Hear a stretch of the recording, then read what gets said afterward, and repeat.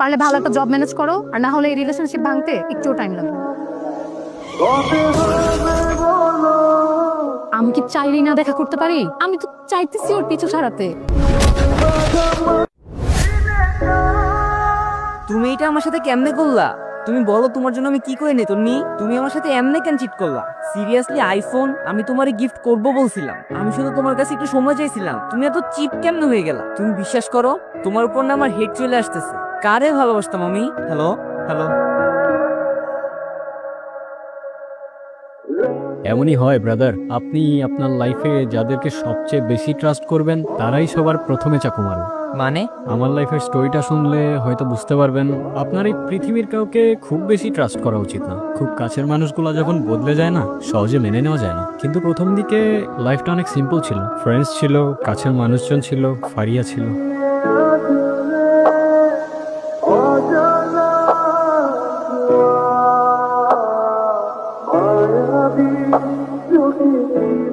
কি চুপ করে থাকার জন্য দেখা করতে আসছো? আচ্ছা, তোমাকে আর কতবার বলবো, আমার এক কথা বলতে আর ভালো লাগে না। কোন কথা বারবার বলতে হবে? তুমি জানো না আমার ফ্যামিলি সম্পর্কে তো তুমি ভালো করেই জানো, তাই না? হ্যাঁ জানি, জানবো না কেন? কি ঘোড়ার ডিম জানো তুমি? 2 দিন পর পর বিয়ের প্রপোজাল আসতেছে, আমি আর কত থামাইতে পারি? তোমার বাসায় বারবার তো বিয়ে আসে, আর তোমার এই যে ছেলে টেলে দেখতে আসে, এগুলো আমার সহ্য হয় না। আর তোমার রিলেটিভটা তো থেচরা কেন? কাজ নাই আর তোমার জন্য ছেলে দেখার জন্য উঠে পড়ে লাগছে। স্টাডি শেষ করছো, জব তো করবো এট ফার্স্ট, এগুলা কি ড্রামা হইতেছে? তোমার কাছে এটা ড্রামা মনে হলেও আমাদের এখানে এটাই নরমাল। আমি কি করব আর কত আটকাতে পারবো? আমি আমার এখানে কিছুই করার নাই। মাত্র ভার্সিটিটা শেষ হয়েছে, আমাদের তো একটু টাইম দিবা তাই না? আর এমন না বসে আছি, প্যাশন যা ছিল সব বাদ দিয়ে রাস্তায় রাস্তায় ঘুরতেছি, জব খুঁজতেছি, আর কি চাও? কিচ্ছু চাই না, পারলে ভালো একটা জব ম্যানেজ করো, আর না হলে এই রিলেশনশিপ ভাঙতে একটুও টাইম লাগবে না।